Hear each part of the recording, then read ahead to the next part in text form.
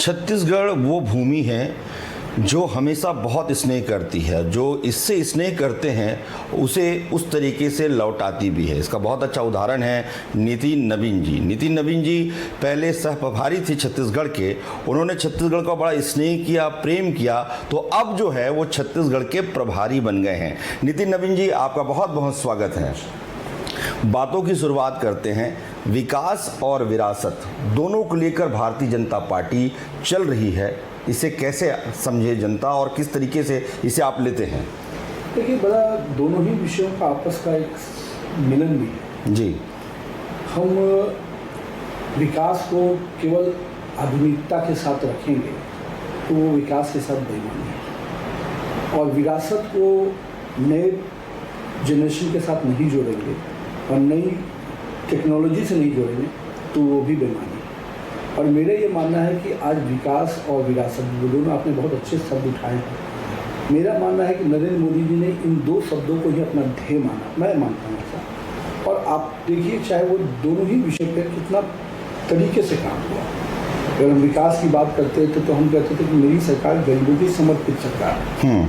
और आज प्रधानमंत्री जी ने करके दिखाया कि गरीब का खाता से लेके घर के, गरीब का आवास से लेके, गरीब के शौचालय से लेके, गरीब का आयुष्मान से लेके, गरीब को केंद्रित रखकर, और जो हमारा विचार था कि अंतिम व्यक्ति तक विकास हो, जो हमारे दीनदयाल उपाध्याय जी की सोच थी जी, आज अंतिम व्यक्ति को सामने रखकर विकास की योजनाएं बनी। और यही कारण है कि आज योजनाओं में 80 करोड़ लोगों को अन्य योजना से जोड़ा गया। तो आपदा की घड़ी में भी प्रधानमंत्री एक प्रधान सेवक बन के खड़े हुए।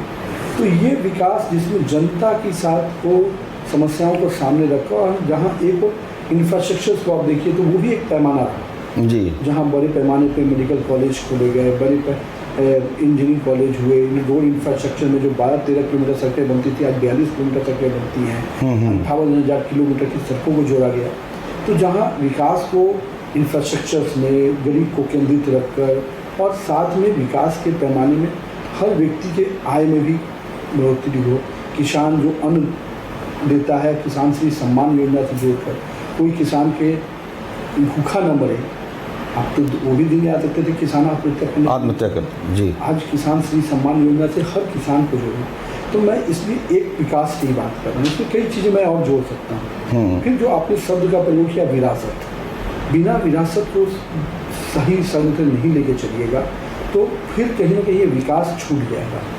और आज विरासत को हम ये कह सकते हैं कि सांस्कृतिक राष्ट्रवाद की बात हम करते थे, तो हम लोगों ने हमेशा इसको संस्कृति, भारतीय संस्कृति को जीवित रखने की बात की। और यही कारण है कि चाहे वो देश की सीमाओं को सुरक्षित रखना हो, देश को अपने एक साथ सूत्र में बांधना हो, ये भी सांस्कृतिक राष्ट्रवाद है। दूसरा है कि सांस्कृतिक राष्ट्रवाद की जो दूसरी है कि जब तक हम अपनी जमीन से प्यार नहीं करेंगे, बिल्कुल वो संस्कार है हमारा, हमारी मिट्टी है, भारत माता हम कहते तो वो हमारा संस्कार है, तो निश्चित रूप से उसका भी प्यार।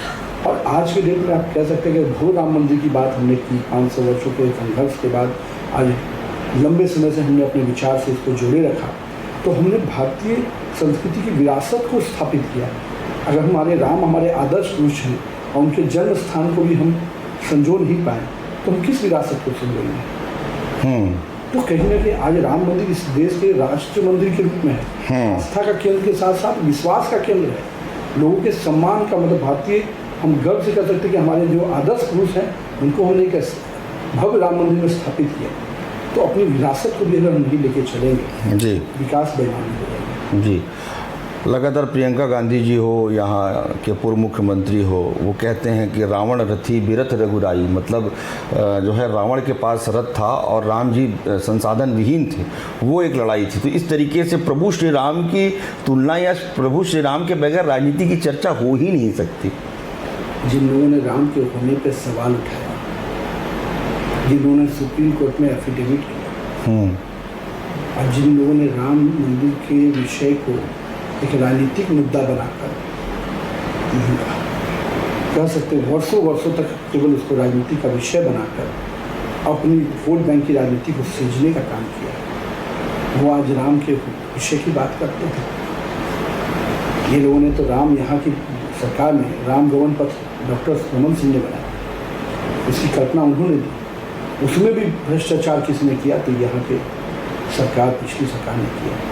तो ये तो वैसे लोग हैं जिसको राम के होने पर सवाल था और राम गवन की बात करके यहाँ के लोगों के सेंटिमेंट को उभार कर और फिर उस पर भी भ्रष्टाचार करने का काम किसी ने किया, तो कांग्रेस की सरकार ने किया। जी, एक बयान आता है कि यदि तीसरी बार आपकी सरकार आती है, 400 पार होता है, यानी मोदी जी तीसरी बार देश के प्रधानमंत्री बनते तो देश में आग लग जाएगी। ऐसे बयान आते हैं, उसका जवाब मोदी जी ने बहुत अच्छे से दिया है। आपका क्या कहना है? देखिए, पिछले 10 वर्षों में किनके घर में आग लगी है आप देख सकते हैं। गरीब के घर में तो रोशनी आई, गरीब के घर में आवास बना, गरीब के घर में शौचालय से हुआ, गरीब के घर में अन्न पहुँची। आग किनके घर में लगी? जो गरीब का पैसा ठग कर अपने तिजोरी में भर रहे थे, आज किसके घर में सैकड़ों करोड़ रुपए की गिनती हो रही है। और ये कौन लोग हैं? लालू जी ने बिहार में करप्शन करके, भ्रष्टाचार करके गरीब जनता को ठगा। बंगाल में क्या करी है दीदी? अखिलेश की क्या बेंचमार्क रहा? केजरीवाल क्या कह के आए थे और क्या कर रहे हैं? तो ये भ्रष्टाचारियों की जो टोली बनी है, जिसके संरक्षक कांग्रेस बनना चाहिए। लोकतंत्र बचाओ रैली भी कर रहे हैं तमाम, जिनके आपके सहयोगी कहें या बिहार की ही उस पार्टी उसमें शामिल है, और तमाम आम आदमी पार्टी से लेकर सब उसमें शामिल है। नहीं बचा रहे हैं, ये लोग अपने अपने भ्रष्टाचार को बचाने में लगे हैं। और मोदी जी ने तो स्पष्ट कहा है कि 24 में इन भ्रष्टाचारियों को छोड़ा नहीं जाएगा। वो उसी का भय है क्या ये? ऑब्वियस है, ये उन भ्रष्टाचारियों को जो भय है, इसका भय है। इनके सारे लोग जो मिले हैं अपने अपने भ्रष्टाचार को, कि उनको मालूम है कि अगर मोदी आ गया तो माफ़ नहीं करेगा। उनको मालूम है कि कांग्रेस अगर जीवित रही तो मेरा भ्रष्टाचार और उनका भ्रष्टाचार, चोर चोर मौसेरे भाई एक साथ चल पाएंगे। जो पीढ़ी दर पीढ़ी नहीं लगे उन्हें क्यों भ्रष्टाचार किया। और आज वो बात करते हैं बोफोर्स कांड से लेके और चारा घोटाला, इस सब को कोर्ट ने ना सजा देने का काम किया। और आज केजरीवाल को बेल नहीं मिल रहा है या उनके शागिर्दों को बेल नहीं मिल रहा है, तो दोषी हम हैं क्या? कोर्ट तो न्यायालय पे तो भरोसा है।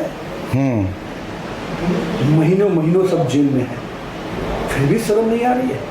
लालू जी को तीर्थाटन करने गए थे क्या रांची में?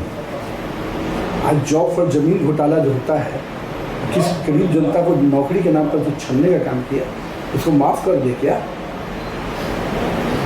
दिल्ली में जिस प्रकार से शराब को लेकर खेल खेला, या छत्तीसगढ़ में महादेव ऐप और शराब को लेकर तो छोड़ दिया जाए क्या? ये क्या चीज़ की माफ़ी मांग रहे हैं? किस बात के लिए एक हुए हैं?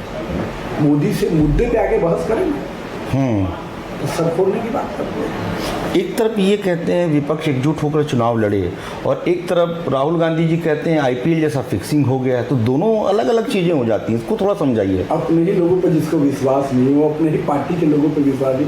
फिक्सिंग सब का मतलब तो राहुल को समझ में आना चाहिए था कि फिक्सिंग क्या है। क्या आपके अपने जो प्लेयर्स हैं, आपको उन्हीं पर विश्वास है क्या? अब मोदी को फिक्सिंग करने की जरूरत नहीं है। मोदी की जनता के साथ डायरेक्ट जुड़ाव, उसको आपके कोई भी प्लेयर से फिक्स करने की जरूरत नहीं है।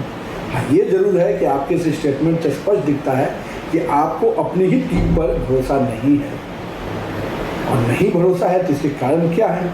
आपको अपने परिवार पर भरोसा है क्या? प्रियंका को आगे कर पाए क्या? तो जो परिवार पर भरोसा नहीं किया हो, अपने पार्टी के नेताओं पर भरोसा नहीं किया हो, वो अपने गठबंधन के नेताओं पर कितना भरोसा करेगा? किसी का बात तो बोलेगा ही। जी, 11 लोकसभा सीट है छत्तीसगढ़ में, कितनी जीतने की उम्मीद है, और कितना सहयोग जो है छत्तीसगढ़ से जाएगा भारतीय जनता पार्टी के लिए केंद्र में? देखिए, मेरा ये मानना है कि जिस प्रकार से पिछला विधानसभा चुनाव हुआ, जी 54 सीटें हम जीते, पहली बार भाजपा को 40% से ऊपर जी।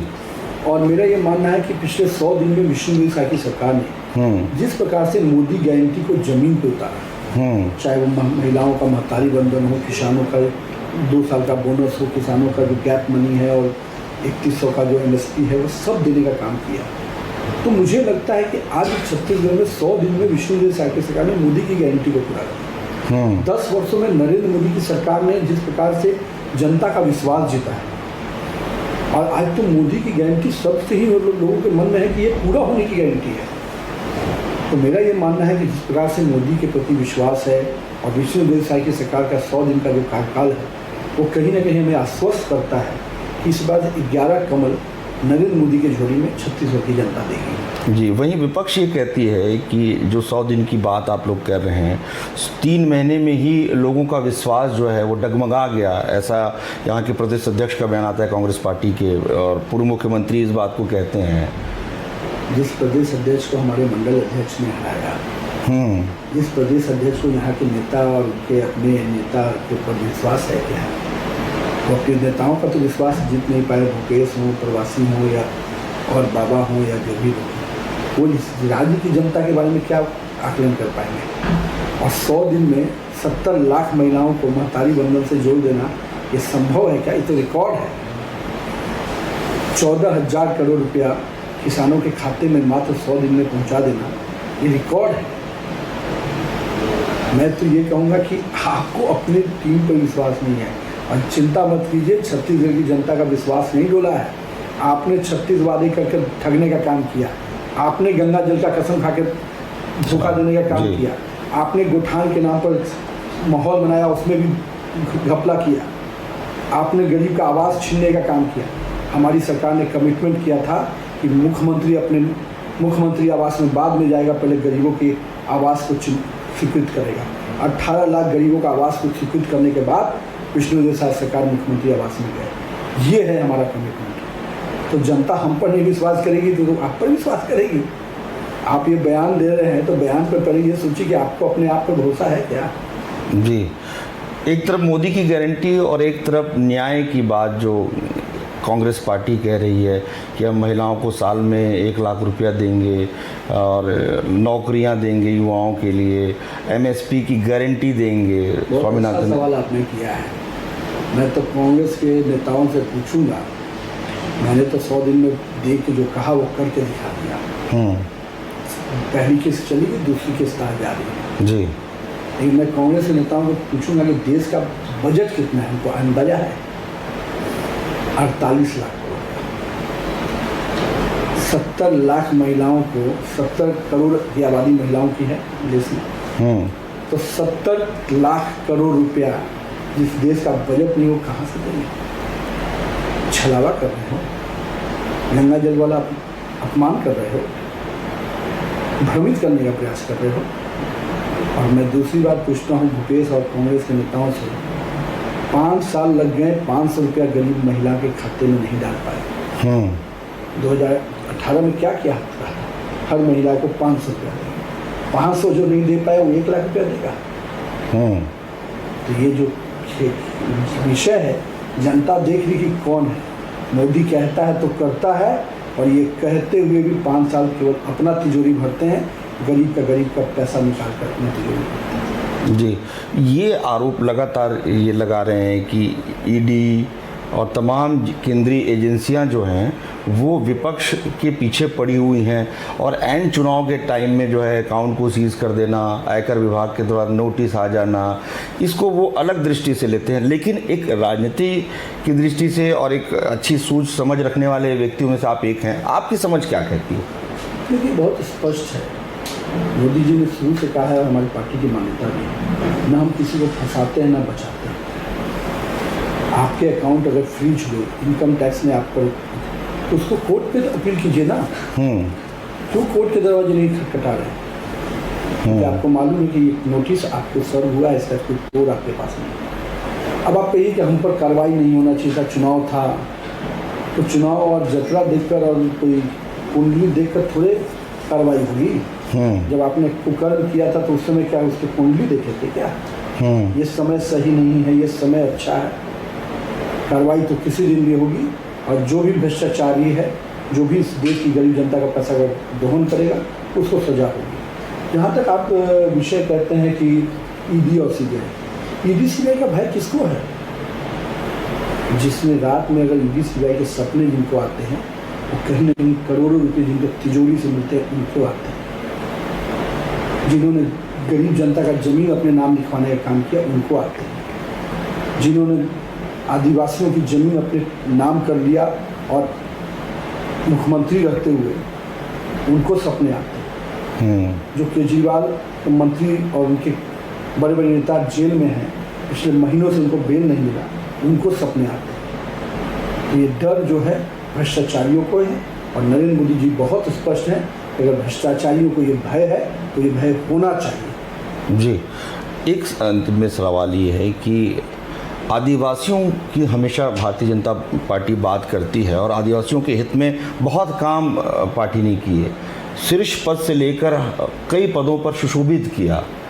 कांग्रेस पर ये कहती है कि आदिवासी समाज के लिए भारतीय जनता पार्टी ने कुछ नहीं किया। उनके चश्मे में टीन लगा है, उनके चश्मे में कुछ लगा है तो मैं क्या कर सकता हूँ। जी, लेकिन मैं तो पूछता हूँ कि आज देश का सर्वोच्च पद हम पे जो आरोप लगाते हैं, हमने आदिवासी को भी दिया, हमने दलित को भी दिया, हमको जब जब मौका मिला, और हमने मुसलमान को भी दिया। जी, इन लोगों को बैठा हम तो सर्वोच्च पद पे भी अपने विचार के हिसाब से काम करते हैं। आज इस राज्य की बात करें, जी, राज्य को पहला ट्राइबल मुख्यमंत्री जी, भारतीय जनता पार्टी ने दिया। झारखंड का पहला ट्राइबल मुख्यमंत्री भारतीय जनता पार्टी ने दिया। मैं ये कहता हूँ कि आज हमारे लिए ट्राइबल्स, SC, ST ये विषय नहीं है। हमारे लिए विषय ये है कि जो भी इस देश में रहता है निश्चित रूप से हर वर्ग को हम प्रतिनिधित्व दें। जी, हम वोट बैंक के आधार के ऊपर काम नहीं करते हैं, हम क्षेत्र के आधार पर नहीं काम करते हैं। हमारे रोड अगर पहुँचे हैं तो केरल और तमिलनाडु तक पहुँचे हैं, दूर दराज नॉर्थ ईस्ट तक पहुँचे हैं। हमने ये नहीं देखा कि हमको वोट कहाँ से मिल रहा है। तो आप वोट बैंक की राजनीति करते हैं। हम लोगों ने आज 80 करोड़ परिवारों को अन्य योजना से जोड़ा, तो उसमें मुस्लिम परिवार भी है, उसमें पिछड़ा भी है, दलित भी है, आदिवासी, सभी लोग हैं। जी, आपकी योजनाओं में क्या आप कहते थे? मेरे खजाने का पहला अधिकार अब समाज धर्म विषय को मिलेगा। हमने तो कहा कि देश के गरीब का पहला हक है। तो बहुत स्पष्ट है हमारी सोच और विचार के साथ कि हम तो इस देश के प्रति कमिटेड हैं और आप लोग अपने परिवार और अपने भ्रष्टाचारियों के प्रति कमिटेड हैं। जी, आदिवासी समाज से एक मुख्यमंत्री बनाते हैं विष्णुदेव जी को आप, एक परसेप्शन, एक धारणा बनाने की कोशिश की आदिवासी समाज से भी एक मुख्यमंत्री हो सकते हैं और एक बहुत बढ़िया काम कर सकते हैं। भारतीय जनता पार्टी ने ये साबित करने का प्रयास किया है। देखिए, किसी भी व्यक्ति का चयन उसकी क्षमता को निश्चित रूप से पार्टी विश्वास करके आगे बढ़ती है। पर मेरा मानना है विष्णु साहित्य जी का जो अपना कार्यकाल रहा, जी, एक विधायक के रूप में, एक मंत्री के रूप में, एक सांसद के रूप में, जी, जी, उन्होंने हमेशा एक सरल भाव से समाज की सेवा करने का काम किया। और यही कारण है कि जो एक मुख्यमंत्री, एक सामान्य काम करने वाला व्यक्ति जब मुख्यमंत्री बनता है तो उन्होंने अपने आप को पूरी तरह से मोदी की योजनाओं को कमिटेड रूप से पूरा किया। कल्पना कर सकते हैं कि 100 दिन में बड़ी बड़ी फैसले ले लेना। लोग सोच रहे थे कि विष्णु जैसा की सरकार नहीं काम कर पाएगी, ये बड़े बड़े जो विषय बोलते थे। अरे ये व्यक्ति भाजपा संघ परिवार से निकला हुआ व्यक्ति है, वो निश्चित रूप से उसका उद्देश्य स्पष्ट है, उसकी नीति स्पष्ट है, उसका नियत स्पष्ट है, तो निश्चित रूप से जनता की सेवा करेगा। भी 400 पार का नारा है आप लोगों का, इसके पीछे क्या आत्मविश्वास है आपका? देखिए, आज देश भर में जो लोग भी अपोजिशन में काम कर रहे हैं वो खुद में डरे हुए हैं, भ्रमित हैं। वो लोग खुद का एक डेंटेड चेहरे हैं जिन्होंने बड़े लंबे समय से अपने राज्यों में कहीं ना कहीं राज्य की जनता को ठगने का काम किया है। कांग्रेस पिछले 70 वर्षों में केवल बड़े बड़े वादे दी। भाई ये वही कांग्रेस ने जो 1 रुपया बोलती थी चलता है 15 पैसा पहुंचता है। नरेंद्र मोदी ने 1 रुपया भेजा तो 1 रुपया गरीब के खाते में पहुंच रहा है। इसको डिनाई कर सकते हैं क्या? तो हम जब 400 पार की बात करते हैं, यानी हमको ये विश्वास है कि आज देश का जनमानस मोदी के साथ खड़ा है। जब मोदी कहते हैं कि आज 24 घंटे तक लोग अपने अपने घरों में रहेंगे, तो पहली बार ऐसा देश का नायक हुआ जिसने एक शब्द कहा तो लोग अपने घरों में सिमट गए। कोरोना का कालखंड का वो दृश्य आपको ध्यान में? जी, जी, जी, जी। जब मोदी जी ने कहा कि नहीं, हमको मास्क के साथ अपने गमछे को लेके चलना है, तो पूरा देश उसको फॉलो किया। तो जिस व्यक्ति के प्रति इतना विश्वास हो जनमानस में, तो हम अगर 400 पार का नारा दे रहे हैं तो हम उस विश्वास के बल पर दे रहे हैं, अपने काम के बल पर दे रहे हैं, हमारे साथ जो जनता का संबंध है उसके बल पर दे रहे हैं। जी, मोदी जी एक वैश्विक चेहरा बन गए हैं पूरे देश और विदेश में, तो एक वैश्विक नेता आपके पास है, भारतीय जनता पार्टी कहती है। देखिए, मैं इस बात को भारतीय जनता पार्टी ये कहती है, या इस पटल पे आप देखिए 21 जून अंतर्राष्ट्रीय योग दिवस, जी 14 में हमारी सरकार बनी, बिल्कुल, और जिस प्रकार से तुरंत में योग दिवस के बाद अंतर्राष्ट्रीय स्तर पर भारतीय योग को महत्व मिला, सम्मान मिला, ये शुरुआत थी उस समय इंटरनेशनल डिप्लोमेसी की। और उसके बाद आज हाल का, मैं बीच के कालखंड को तो कई चीज़ गिना सकता हूँ। आज 370 कहीं ना कहीं हमारी इंटरनेशनल डिप्लोमेसी की भी जीत है। बिल्कुल, हाँ। जिस समय हम सर्जिकल स्ट्राइक करते थे, पोखरण में विस्फोट करना है नहीं करना है, लंबे समय तक फाइल पड़ी रहती थी। हमारे ही नेता अटल बिहारी वाजपेयी जी ने करके दिखाया, लोग ने हम पर प्रतिबंध लगाया। आज हम सर्जिकल स्ट्राइक भी करते हैं तो कोई भी हमको बोलने के नहीं कि हम अपने देश की सीमाओं की सुरक्षा में कुछ भी कर सकते हैं। तो इंटरनेशनल स्तर पे हमारी ये साख बढ़ी थी, इसलिए हम मोदी एक ऐसा चेहरा था जो आँख से आँख मिला कर बात करता है। अबू धाबी में मंदिर का निर्माण, अबू धाबी में मंदिर का निर्माण के साथ साथ मैं एक चीज़ का जरूर ध्यान में आपको दूँ जी, रशिया यूक्रेन युद्ध। जिस समय रशिया पूरी तरह से यूक्रेन के युद्ध में था, अमेरिका एक अलग थी। एक भारत ऐसा देश था जिन्होंने दोनों राष्ट्राध्यक्षों को फोन करके उस पूरे युद्ध को 24 घंटे रुकवाने का काम किया। इस सामान्य नहीं है। हमारे संबंध रशिया से थे तो हमने अमेरिका से कंप्रोमाइज़ नहीं किया। हम अमेरिका के भय में रशिया से कंप्रोमाइज़ नहीं किए। हमने अपने नीति के आधार पर दोनों से संबंध रखा, और यही कारण है कि आज अमेरिकी देश से भी हमारे संबंध हैं और रशिया से। इसका एक बड़ा कारण है कि हमने अपने आप को मजबूत भी किया। उस समय भारत का तिरंगा लेकर पाकिस्तान के लोग भी निकल पाए कि भारत के तिरंगे का जो मान बढ़ाया, ये है अंतर्राष्ट्रीय स्तर पर भारतीय की साख। जो लाखों बच्चे या हजारों बच्चे पाकिस्तान का भारत का झंडा लेके निकले, ये आसान चीज़ नहीं, बिल्कुल आसान नहीं। तो मैं ये कहता हूँ कि आज अबू धाबी में मंदिर जहाँ पर लगी, हम लोग याद होगा यूएई में इंडिया पाकिस्तान का मैच होता था तो हमको लगता था कि भाई वहाँ मैच है तो हम हार जाएंगे। आज वहाँ पर भी भारतीय गर्व से कहते हैं कि मोदी आता है तो मोदी के बारे। मैं तो वो कालखंड बता रहा हूँ जिस समय हम लोग बच्चे थे तो मैच देखने के यूएई, वहाँ शारजा में मैच है तो भारत को जितना मुश्किल है, ये सोच होती थी हमारी। हाँ, 80 साल 1980 का आपका जन्म है, उसके बाद के जो मैच हुए हैं आप बताइए जी, तो मैं उस दिस को आपको याद करा रहा हूँ। आज वही यूएई है, वही अबू धाबी है, वही जो हमारे गल्फ कंट्री आप कह सकते हैं, जी जी, वहाँ पर भी भारतीय, जबकि हम पर आरोप कुछ और लगाते हैं यहाँ पर राष्ट्र में, लेकिन हमने तो मुस्लिम देशों में भी जिस प्रकार से अपने संबंध स्थापित किए और इंटरनेशनल स्तर पर भारत को जो सम्मान मिला है, कई मुस्लिम देशों ने जो सम्मान दिया है नरेंद्र मोदी को, 140 करोड़ जनता को दिया है। तो इंटरनेशनल हम वैश्विक नेता कहते हैं तो उसकी प्रमाणिकता है हमारे पास। जी। छत्तीसगढ़ की जनता को आप क्या संदेश देना चाहेंगे? मैं तो यही कहूँगा कि भारतीय जनता पार्टी जनता के प्रति कमिटेड है, जनता के प्रति समर्पित सरकार है, और हम मोदी के सिपाही हैं। विष्णुदेव साय की सरकार ने पिछले दिनों करके दिखाया है। इतना जरूर जनता को विश्वास दिलाएंगे कि जो आकांक्षा से आपने हमें चुना है, हमारी सरकार को चुना है, हम उन आकांक्षाओं को पूरा करने के लिए प्रतिबद्ध हैं और सेवा भाव से, समर्पण भाव से काम करेंगे। और ये जरूर उम्मीद करेंगे कि हमको फिर से आपका विश्वास, आशीर्वाद और विश्वास मिले। जी, हमारे साथ थे छत्तीसगढ़ के भारतीय जनता पार्टी के प्रभारी नितिन नवीन जी। नितिन नवीन जी, बहुत बहुत धन्यवाद, आभार आपका।